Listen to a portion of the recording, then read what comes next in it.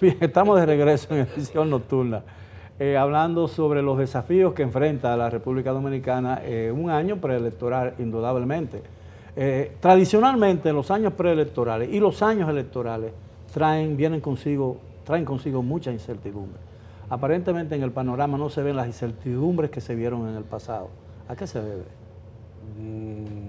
Yo no sé si podríamos estar tan seguros de eso, de verdad que sí, en términos de... Pero todos los pronósticos parecen... en términos de... No, pero todo el mundo, cuando hablan los organismos internacionales y las organizaciones empresariales de la República Dominicana, aunque admiten que hay muchos desafíos, también dicen que la economía marcha bien y que no se esperan cosas traumáticas en el ámbito de la economía. Definitivamente descartar eso de trauma es correcto, definitivamente. Lo que uno ve es que no debe haber un sobreoptimismo tampoco en cuanto a la economía dominicana, por lo mismo que planteábamos anteriormente, de los desafíos que tratábamos en el segmento anterior, internos y los mismos externos que tenemos, que mencionábamos, no solamente lo de la política monetaria de Estados Unidos, sino también el mismo crecimiento internacional de las principales economías del mundo, Estados Unidos, China, Alemania y Francia son dos interrogantes también, o sea que la Unión Europea. Entonces yo diría que lo que tenemos que tratar es que esto, no ser sobreoptimista y tratar el tema de la economía dominicana en el 2019 con un poco de cautela y entendemos que, como conversábamos anteriormente, estamos de acuerdo en que no hay intención del gobierno hacer cambios. Estamos en un año de competitividad. Decía, bueno, la casualidad en el sentido de que eso es lo que falta en República Dominicana. Reformas estructurales, reducción de costos internos que incrementen la competitividad. Ahora, yo he venido observando desde hace mucho tiempo que todos los años hay un pretexto para perder la oportunidad de hacer las reformas, ¿no?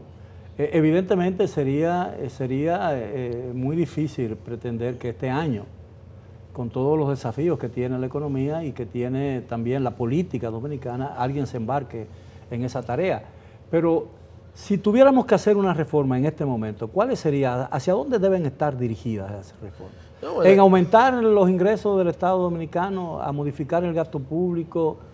Yo diría a los dos, mi general. O sea, yo creo que tenemos que enfrentar esto de una manera integral. Ya no podemos abordar solamente, por ejemplo, se ha anunciado nuevamente, ¿verdad?, de que, y eso es una buena noticia, se va a eliminar el cobro de los anticipos de impuestos sobre la renta para las empresas micro. Perfecto, solamente, eso está bien. Ahora, esto es un pequeño elemento que tendría más fuerza si fuera parte de algo más global, donde vamos a abordar una reestructuración de cómo se están cobrando los impuestos, una reestructuración de cómo se administra y se ejecuta el gasto público, quiere redefinir el papel del Estado, cómo está diseñado, y repensar el tema de los activos y los pasivos del Estado. A mí sí me preocupa, por ejemplo, que si vemos la programación de los pagos de intereses de los bonos soberanos solamente, estamos hablando, los bonos soberanos están acumulando un poquito más de 14,000 millones de dólares, solamente en el mes de enero hay que buscar 260 millones de dólares para pagar intereses. O sea, este año de intereses de los bonos soberanos hay que buscar 1.000 millones de dólares, a los cuales hay que... 1.000 millones de dólares. Pero estoy hablando solamente de los bonos soberanos. Es decir, no amortiza capital ahí. Y de capital hay, que es una novedad de este año, hay 500 millones de dólares de amortización en el mes de mayo. Entonces ya sabemos que enero, mayo y julio va a haber en el mercado cambiario probablemente un poquito de tensión. Ahora, la deuda se depreció tanto en una época en Bolivia que resolvió el problema comprándola. El famoso swap de deuda.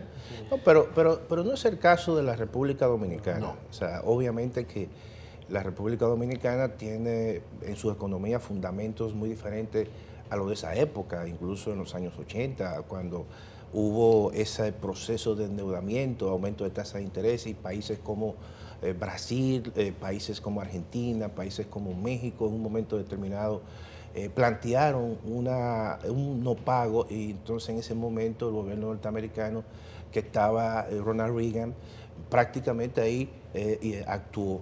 Y ahí vino un proceso de negociación donde precisamente entraron en juego los famosos bonos Brady. Entonces, pero no es el caso ahora.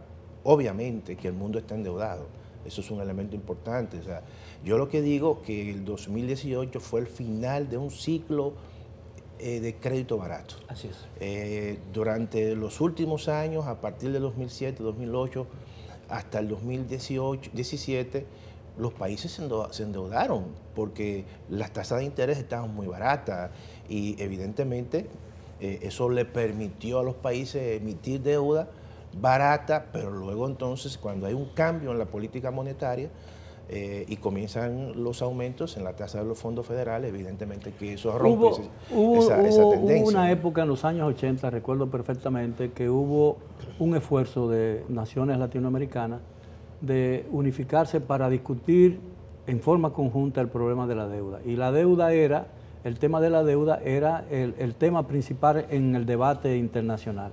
Aparentemente eso ha pasado a un segundo plano.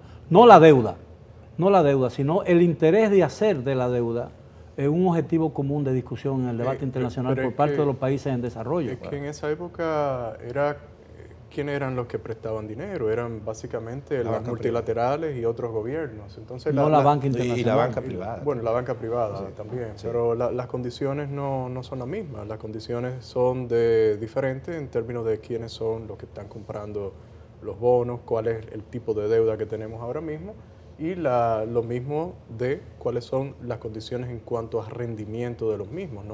No es la crisis que vivimos en ese momento. Los derechos internacionales de giro del Fondo Monetario, ¿dieron resultados o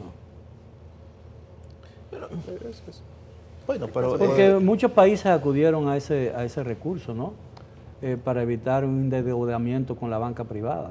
Bueno, simplemente un aporte que hacen los países miembros del Fondo Monetario en caso de necesitarlos de una crisis. Bueno, es parte de lo... Pero muchos países se auxiliaron de eso. Pero hay algo importante. Sí, pero no es algo tan relevante. En el caso de los derechos de giro, en esa época, generalmente los países emergentes